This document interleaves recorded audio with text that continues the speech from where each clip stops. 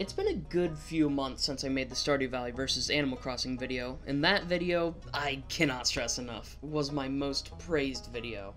It has gotten a ton more views than my average YouTube video gets, and I can't thank you guys enough for the support you've given me for that video. It means a lot to know that people are enjoying the creativity I love to share. Now, as much as I'm tempted to make a straight-up sequel to the video to try and replicate the fame I got from that would just be quite cheap if you ask me. But there was something on that video that I did want to cover at some point or another, the lack of discussion of Stardew Valley. In my personal opinion, I think I should have renamed the video to Why Animal Crossing is Worse Than Stardew Valley. It would fit the video much more accurately. If you know your way around Stardew Valley, you would have noticed that I barely gotten anywhere through the game at that point. That whole video used 16 clips from Stardew and 41 clips from Animal Crossing. To quote the video, I've played Animal Crossing for over 10 times the amount of hours as I did of Stardew Valley. But now I've actually preceded that number with hours with Stardew. One of my biggest priorities in scripting that video was to make fun of Animal Crossing, but not as much for praising Stardew Valley. At the time I made that video, it was quite obvious that I haven't gotten through the game very far. I've never even planted a single crop, and the ones I did for the video were going to rot out by the time the season ended. And I rushed super hard to marry Leah for the video. This was never shown, but I got the mermaid's pendant on the second last day of fall, and almost had to wait until spring to marry her. Even then, I married her so much later than in the other clips I put in. But from the time I made that video to now, I have bought the game 3 other times for my Switch, my phone, and my friend. So as far as gameplay, I've torn the game to shreds. I've done everything that the game has to offer, and know the ins and out of the gameplay, story, characters, mechanics, strategies, and so on. So with this experience with the game, it's time I give this game's side of the story into consideration.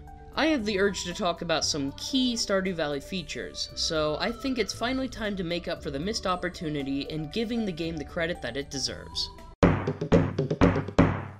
On your farm, you can have up to 4 different people living in it and helping out. It can make your farm a little bit more crowded, but the more workforce the better. Each person has their own house and could have their own sections on the farm. You can choose whether you want the farm to let people share the total money between everyone, or to have separate wallets for each person. For team playing, I prefer the shared wallet as it makes money management so much easier, but it's really up to how you and your friends play. Oh yeah, you can marry other people in the game. I suggest you do that. Pretty early in the game, you're introduced to the Fallen Community Center, a once busy meeting place for the townspeople that has been slowly taken over by the wilderness. Lewis says that if the Joja Company gets another membership, he's gonna let them turn it into a warehouse, and as a decent human being, it's your sole duty to make sure that the company that literally drove you to insanity goes wrong in every possible way. But once you activate these books in the center, instead of being a disgrace to mankind and all of society, you get to complete various bundles for items and rewards. This is a quite honest system that rewards you for playing the game with variety.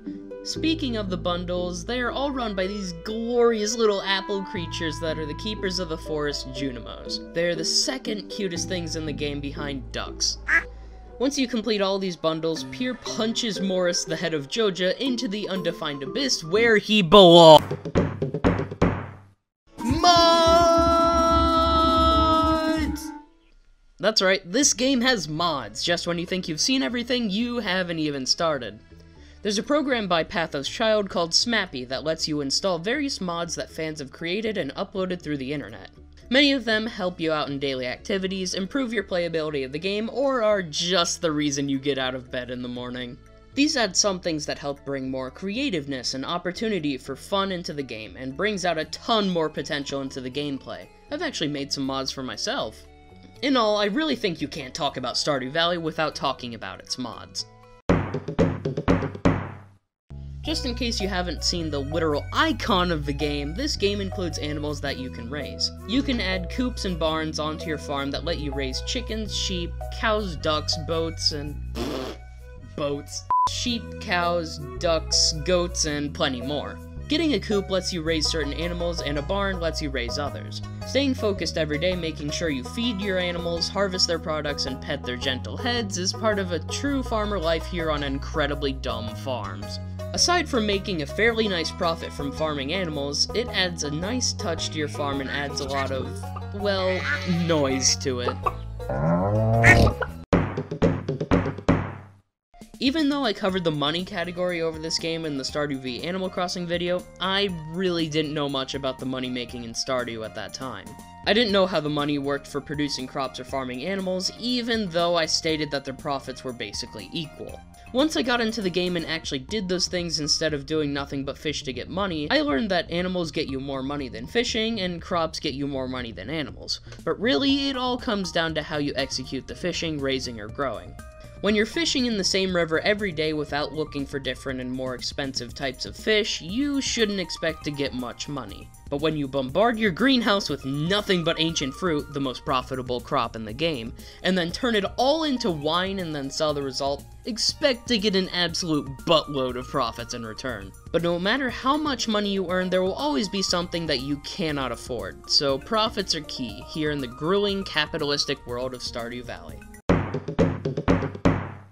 One of the primary ways of getting resources are going through the mines. Here you challenge yourself through tons of rooms underground where you can dig up resources and fight enemies. There are different sections to the mines that give you different materials and monsters to encounter, but if living in fear of dying inside a cave isn't enough for you, there's always Skull Cavern, the infinite cave in the desert where you can actually fulfill the fear of dying inside of a cave.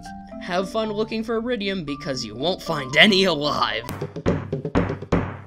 This is actually a really hard thing to do. This game has very few things about the game that need changing, but of course, it's not flawless. Just like every multiplayer game, there can easily be lag while playing online. This is especially prominent on the Switch, because apparently Nintendo would rather focus on remaking Pikmin 3 than fix their networking issues. This game has a ton of items, which means storage organization is key to keeping things safe and reachable, and this game doesn't really give you any options on how you can organize your stuff. I think they should add some kind of hopper or double chest to the game. It would help a lot for making things quick to put away and make it easier to clean. There are many other small things that are aggravating about the game, like decaying fences, slow animations, and constantly never being aware of where anyone is, but those are all fixed through mods. One last thing I'd like to mention is the journal quests. If you ever get mail from a villager asking for a favor, whether you click to accept the quest or just exit out of the mail, it still gets added to your journal. And some quests ask you to physically get something or else it doesn't count, even if you have the right amount of materials. So when I try to give Clint his 20 copper ore, he will think of it as a crappy present, even though he specifically asked for it. Nevertheless, compared to the whole 10 minutes of rambling about how bad Animal Crossing was, this game is just beyond a good life simulator game. It's a game that lets you do what you want without feeling like an open-ended adventure game. I can't wait to see what Concerned Ape has in store for later updates to the game. Hopefully this game continues to develop even better over time.